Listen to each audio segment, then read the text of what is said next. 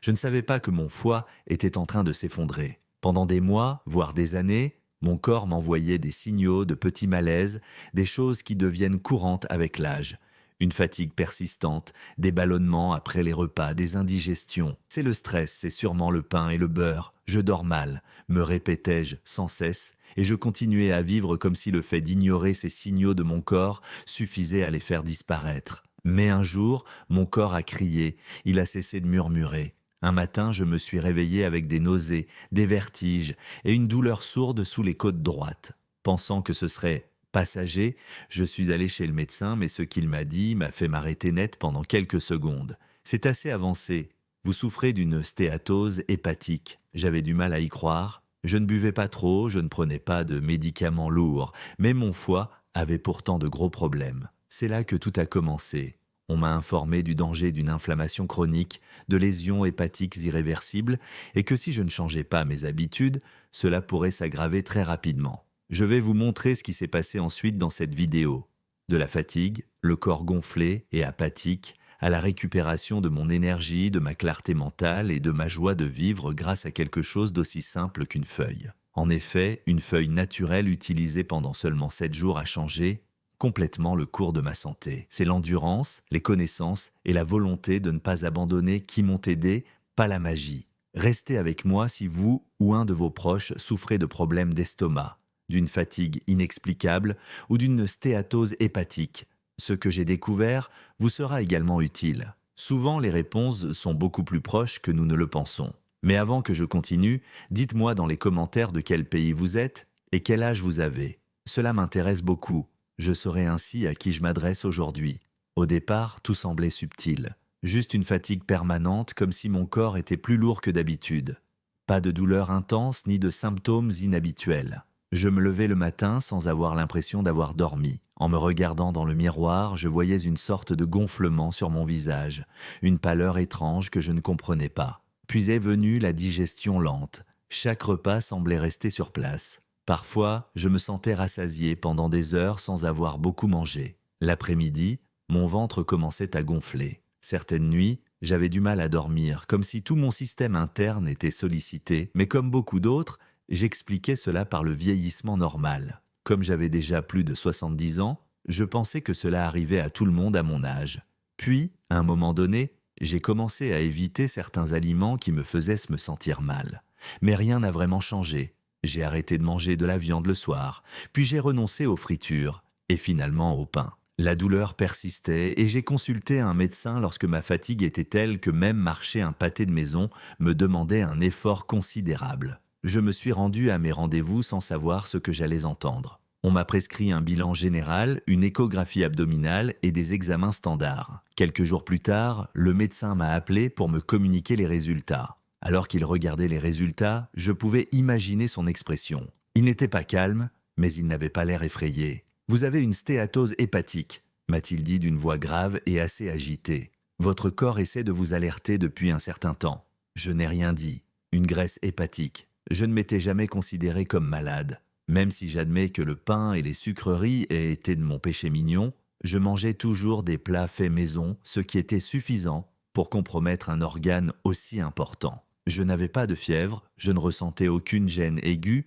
mais mon foie fonctionnait à plein régime. Savoir qu'un organe peut souffrir à votre insu et qu'il n'est pas nécessaire qu'il vous fasse mal pour qu'il soit défaillant a été la chose la plus difficile à accepter. Cela m'a fait comprendre que le corps s'exprime même en silence. Mais nous ne lui prêtons presque jamais attention à temps. Les erreurs courantes que j'ai commises et les symptômes que j'ai négligés. J'ai commencé à repenser à tous ces signaux subtils qui étaient soudainement impossibles à ignorer après avoir appris le diagnostic. J'ai vécu avec une sorte de fatigue chronique pendant plusieurs années. Ce n'était pas la fatigue, qui suit une journée bien remplie. C'était comme si je fonctionnais toujours à moitié. Le matin, j'avais du mal à me mettre en route. Après le déjeuner, j'avais l'impression de m'éteindre. Même si je n'avais rien fait de particulièrement fatigant, j'avais besoin de m'asseoir. Ma digestion était lente, lourde, désagréable. Même si mon poids n'avait pas changé, j'avais l'impression que je ne digérais pas bien. Mon ventre était souvent gonflé et mes vêtements commençaient à me serrer. Même si ce n'était pas le cas, j'interprétais tout cela comme des effets typiques du vieillissement, du stress ou des répercussions d'un mauvais sommeil. Pendant ce temps, je continuais à faire des erreurs. L'une des plus difficiles était de croire que certains repas étaient sans danger. Mon petit déjeuner habituel se composait de café, de pain blanc et de quelque chose de sucré. Parfois, j'ajoutais du fromage ou du beurre sur mes toasts. Rien de frit, rien d'extravagant, et je faisais cela tous les jours. Le vendredi, je mangeais de la charcuterie, de la confiture sucrée et du pain blanc. Et le soir, c'était la même chose.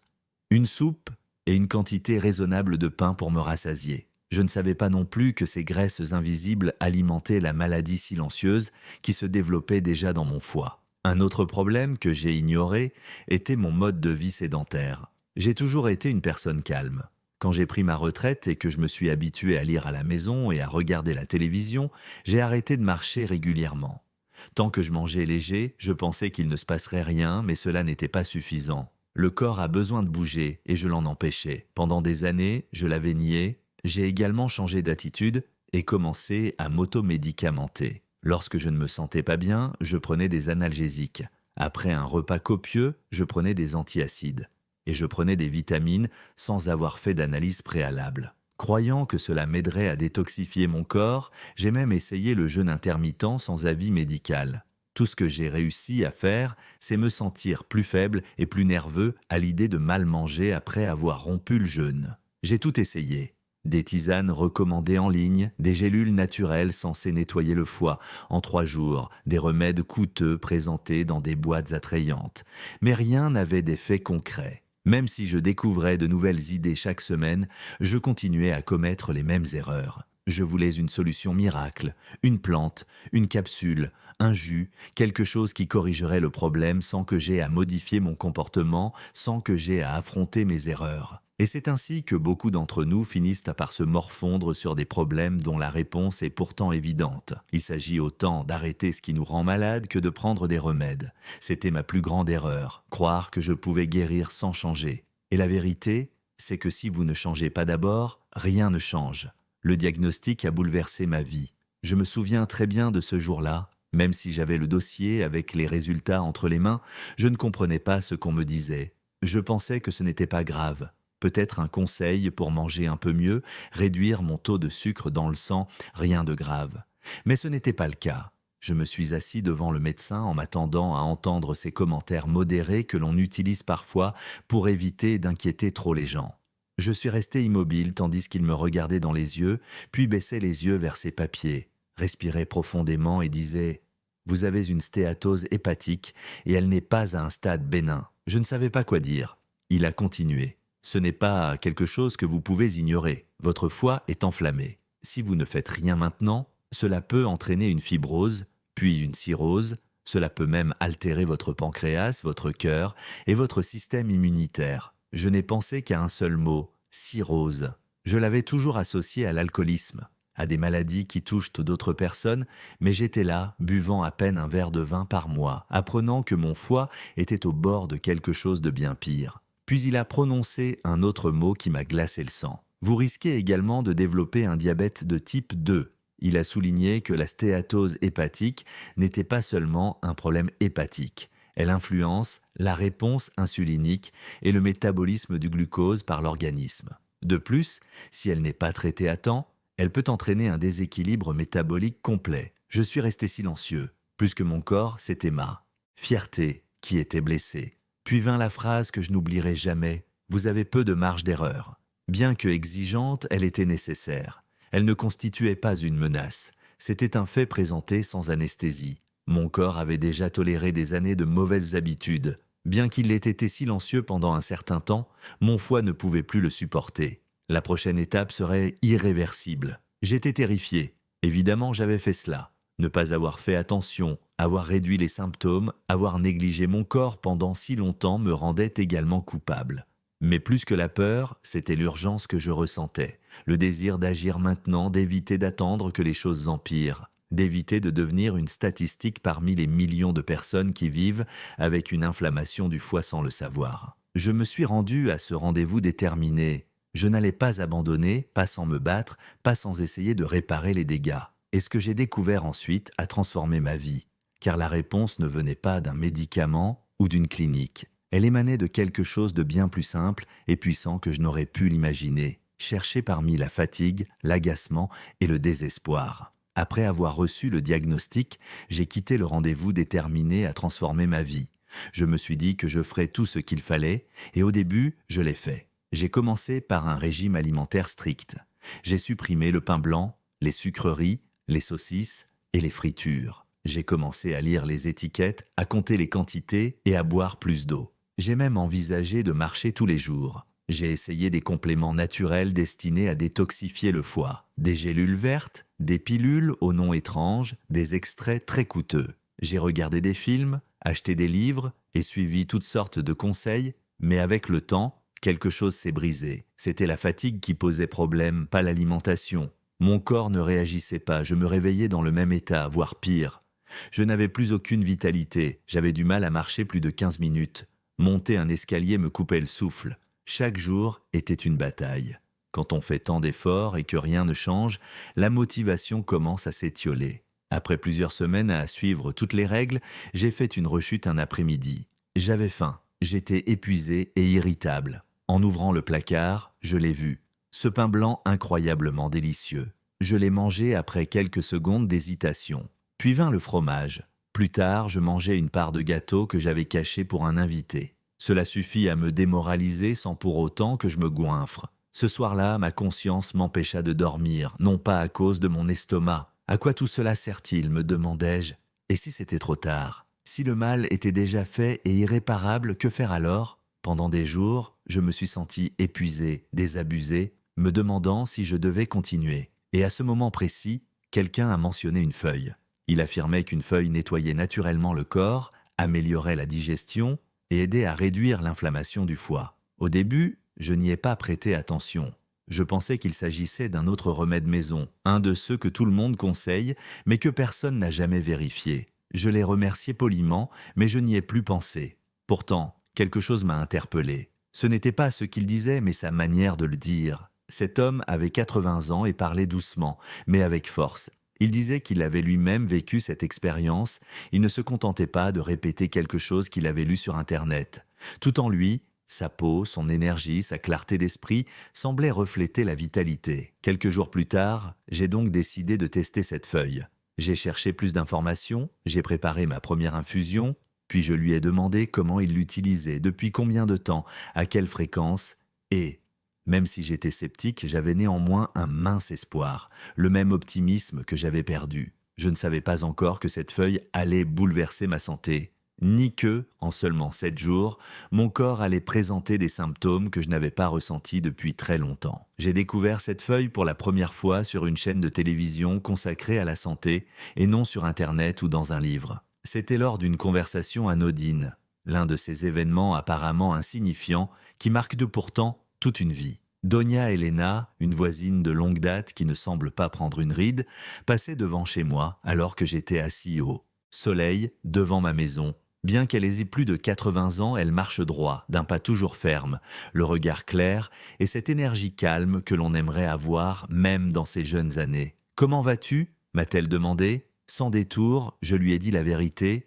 On m'avait diagnostiqué une stéatose hépatique. Je me sentais fatigué, j'avais essayé plusieurs choses sans résultat, je me sentais perdu. Elle est restée silencieuse pendant un moment. Elle m'a regardé comme seuls les adultes expérimentés savent le faire, puis m'a dit franchement « Avez-vous essayé les feuilles de pissenlit ?» Cela m'a surpris. Le pissenlit, cette plante sur laquelle je soufflais quand j'étais enfant pour voir ses graines s'envoler. Je n'aurais jamais pensé qu'elle pouvait avoir une quelconque utilité. J'ai continué à la questionner. Elle m'a expliqué que les femmes âgées de son village buvaient depuis longtemps du thé au pissenlit pour nettoyer le foie, réduire l'inflammation et améliorer la digestion. Sa grand-mère lui en donnait chaque printemps pour réveiller le corps après l'hiver. C'était son remède miracle contre les excès, les maladies, les jours où l'on se sentait lourd, sans énergie, sans inspiration. Je n'avais rien à objecter, je voulais la croire. Une autre vision, plus logique, me disait que cela ne pouvait pas être aussi simple. Une feuille qui pousse naturellement.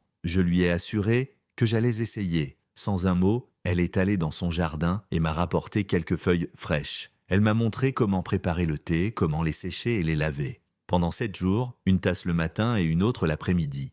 Mais il fallait renoncer au sucre, aux graisses et réduire un peu son activité physique quotidienne. Sinon, cela ne sert à rien. Elle me dit cela d'une voix sage, sans donner beaucoup d'explications. Même si j'étais profondément troublé, j'acceptais plus par respect que par conviction. Peut-être était-ce le geste, peut-être l'apparence de Doña Elena, peut-être parce que je devais croire qu'il y avait encore de l'espoir. Ce soir-là, je préparais l'infusion. L'odeur était forte, herbacée, âcre.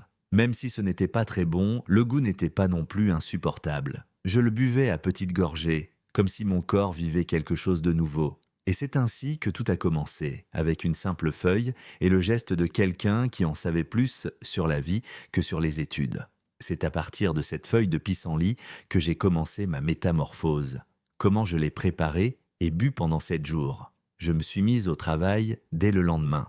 Comme Doña Elena me l'avait conseillé, j'ai fait sécher les feuilles de pissenlit sur un linge.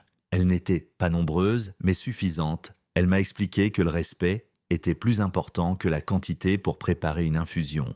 Elle m'a conseillé de ne pas sous-estimer cette plante, car elle est très puissante. J'ai donc fait bouillir de l'eau dès le matin, une LR entière. J'ai éteint le feu et ajouté une grande cuillère de feuilles de pissenlit séchées lorsque l'eau a commencé à bouillir. J'ai laissé infuser pendant 15 minutes sous un couvercle pour éviter de perdre les huiles volatiles. J'ai filtré l'infusion, puis l'ai conservée dans une bouteille en verre. J'ai bu une tasse tiède, sans sucre, à jeun. Une autre tasse l'après-midi avant le repas. Pas de sucre ni d'édulcorant, juste la plante et de l'eau chaude. Les premières gorgées avaient un goût âcre. Je ne vais pas le nier. Mais chaque gorgée semblait être une sorte d'accord avec moi-même. Tu fais cela pour toi. Tu guéris en faisant cela. Je me suis fixé une règle. Pas de justification. Peu importait que je sois fatigué, affamé, somnolent ou occupé. 2 verres par jour pendant 7 jours, ni plus ni moins. Et cette semaine-là, j'ai accompli quelque chose que je n'avais jamais fait auparavant. J'ai vraiment réduit ma consommation de sucre, supprimé le pain blanc, le coca, les sucreries, les graisses saturées, les fritures et tous les aliments transformés. Je mangeais des fruits à faible indice glycémique, des légumes vapeur, des légumineuses, du riz complet et je faisais chaque jour 20 minutes d'exercice mais de manière régulière. Ces 7 jours ont été une révélation. Les 3 premiers jours ont été difficiles, mais plus sur le plan émotionnel que physique. Mon corps a commencé à réagir. J'étais plus fatigué que d'habitude. J'avais de légers maux de tête. Je commençais même à sentir mauvais. Ma langue était recouverte d'un enduit blanc. J'avais peur, mais j'ai fait quelques recherches. C'était tout à fait normal. Cela faisait partie du processus de purification. Mon corps se débarrassait des toxines. Enfin, mon foie se libérait du poids qu'il avait accumulé au fil des ans. De plus, même si les symptômes étaient gênants, je savais que c'était le signe que quelque chose se passait en moi. Le 4e jour, les choses ont changé. Je me suis réveillé moins lourd. Mon estomac était plat, je ne me sentais plus ballonné. Après chaque repas, je ne ressentais plus cette lourdeur constante. Le plus étrange, c'était que mes pensées s'étaient de clarifier. Mes idées étaient moins erratiques, moins inquiétantes, moins désorganisées. Le 7e jour, je m'en souviens très bien. Je me suis levé avant que mon réveil ne sonne. Mon corps semblait plus vivant. Pas parfait, mais plutôt vivant. Une véritable énergie. Cela n'avait rien à voir avec le sucre ou le café. Ma peau était plus lumineuse, mes yeux plus blancs, même ma digestion avait changé. Calme, sans douleur, mais le plus surprenant, c'est que la léthargie que je ressentais a complètement disparu. Une semaine s'était écoulée, seulement 7 jours, une plante, de l'eau chaude et une réelle détermination. Et mon corps a répondu. C'est à ce moment-là que j'ai réalisé que j'étais sur la bonne voie. C'était comme si quelque chose en moi s'était réveillé à partir du 7e jour. Je n'exagère pas quand je dis que j'avais l'impression que mon corps retrouvait son état de forme d'il y a plusieurs années. Mon ventre dégonflé m'a immédiatement sauté aux yeux. Ce poids que je ressentais à chaque repas, ce gonflement constant auquel je m'étais habitué, avait tout simplement disparu. Je ne cherchais plus de vêtements plus confortables et je n'avais plus besoin de porter des ceintures plus larges. Mon estomac était léger, plat, serein. Mon corps avait commencé à digérer différemment. Avant, chaque repas était une bataille, avec des gaz, des brûlures d'estomac, cette sensation que la nourriture ne passait pas. Soudain, tout coulait. Je mangeais moins, je me sentais rassasié plus rapidement et je ne me sentais pas somnolent après. Mon corps digérait la nourriture sans protestation. J'ai également commencé à mieux dormir. un sommeil profond et paisible, sans perturbation. Cela a tout changé, car le repos influence l'humeur, l'énergie et la pensée. Je me réveillais sans cette sensation de fatigue persistante. Une bonne nuit de sommeil permet de bien commencer la journée. C'est surtout au niveau de l'énergie que j'ai remarqué la différence. Le coup de fouet artificiel du sucre ou du café n'était pas ce dont j'avais besoin, mais plutôt une énergie réelle et constante. J'avais l'impression de pouvoir accomplir davantage entre le moment où je me levais et celui où je me couchais. Marcher, ranger, se vider la tête, discuter sans penser au lit. Et avec tout cela, mon attitude a complètement changé. Avant, je me sentais terne, frustré, comme si je traînais un nuage sombre au-dessus de moi. Aujourd'hui, je souriais davantage, je me sentais plus léger, plus présent. J'avais de nouveau envie d'activités simples comme lire, téléphoner à un ami, marcher sans but. C'était comme si quelque chose qui avait été bloqué recommençait à bouger, comme si je revenais doucement à moi-même. Et les gens ont remarqué que ce n'était pas seulement quelque chose à l'intérieur. La première a été ma sœur. « Qu'est-ce que tu fais ? Tu as les yeux clairs, la peau éclatante » m'a-t-elle dit. Puis ce fut ma voisine, celle qui m'avait donné les feuilles. Elle m'a simplement souri et m'a dit « Je te l'avais bien dit ». Même le boucher du quartier, à qui je parlais à peine, m'a dit « Tu as l'air plus légère. Tu fais de l'exercice ?» Ces petites remarques m'ont confirmé quelque chose. Mon corps parlait, mais maintenant, il disait des choses positives. Et le plus important, c'était que je ne prenais pas de médicaments. Je n'avais pas dépensé une fortune, ni suivi de régime impossible, juste une feuille. De la persévérance et la décision de me donner une vraie chance. J'avais entamé un changement qui ne concernait plus seulement mon foie, mais aussi la façon dont je me percevais. Après cette semaine de changement, de purification, de persévérance, j'ai décidé de faire quelque chose qui m'avait auparavant effrayé. Retourner chez le médecin, je ne voulais pas être confronté à nouveau à des chiffres alarmants, à des mots comme risque, progression, dommages irréversibles. Mais en même temps, j'avais besoin de savoir si tout ce que je ressentais à l'intérieur se reflétait vraiment à l'extérieur dans les analyses. J'ai donc pris rendez-vous, fait mes analyses sanguines et attendu. Quelques jours plus tard, j'étais assise devant le médecin. Il a ouvert les résultats, les a examinés en silence, puis a levé les yeux avec une expression qui m'a surprise. Un mélange de surprise, de soulagement et de curiosité. Il m'a dit « Vos enzymes hépatiques ont baissé. Elles sont désormais dans la norme, les taux de transaminase qui étaient très élevés se sont également améliorés et les indicateurs inflammatoires ont également changé. Je suis restée silencieuse. J'ai hoché la tête, mais à l'intérieur, j'avais une sensation incroyable, comme si mon corps me disait « Merci, merci de ne pas avoir abandonné ». Le médecin m'a demandé ce que j'avais fait différemment. Je lui ai dit tout ce que je pouvais. Je lui ai parlé de Donia Elena, du pissenlit, des 2 infusions quotidiennes, des 7 jours sans sucre, sans friture, sans excuses. Après avoir écouté attentivement, il m'a dit quelque chose qui m'est resté. Écoutez, il y a quelque chose qui fonctionne. La thérapie médicale ne peut pas être remplacée par ce que vous avez fait et aucune plante n'a de pouvoir magique. La discipline, le dévouement, le choix de changer. Cette feuille vous a été bénéfique si elle vous a inspiré à le faire. D'ailleurs, il avait raison. Le pissenlit n'a rien de magique. Si vous continuez à mal manger, à dormir peu et à empoisonner votre corps, vous ne pourrez pas guérir une maladie. Ce n'est pas un chemin direct vers la santé, mais si vous l'abordez de manière délibérée, cela peut vous aider, vous soutenir et vous ouvrir la voie. Bien sûr, le médecin a également souligné un point essentiel. Il n'y a pas 2 corps qui réagissent de la même manière. Ce qui est excellent pour vous peut ne pas convenir à quelqu'un d'autre, voire lui nuire s'il présente des particularités. Toujours, même avec des produits naturels, vous devez consulter avant d'entreprendre tout changement. Et je tiens à le répéter ici pour vous qui m'écoutez. Consultez un professionnel avant d'essayer une plante, une vitamine, une recette ou un régime. Votre corps est unique, votre histoire est différente, et ce qui s'applique à une personne ne s'applique généralement pas à une autre. La vérité sous-jacente est universelle. La santé se construit chaque jour, choix après choix, elle ne s'achète pas. Pour moi aussi, cette construction a commencé avec une feuille imprégnée d'une décision. Au moment où j'écris ces lignes, plusieurs mois se sont écoulés depuis la semaine où j'ai commencé à prendre des feuilles de pissenlit. Vous savez, je ne me suis jamais senti la même non plus. Cette lourdeur, cette fatigue persistante, cette sensation que quelque chose en moi était en train de mourir en silence.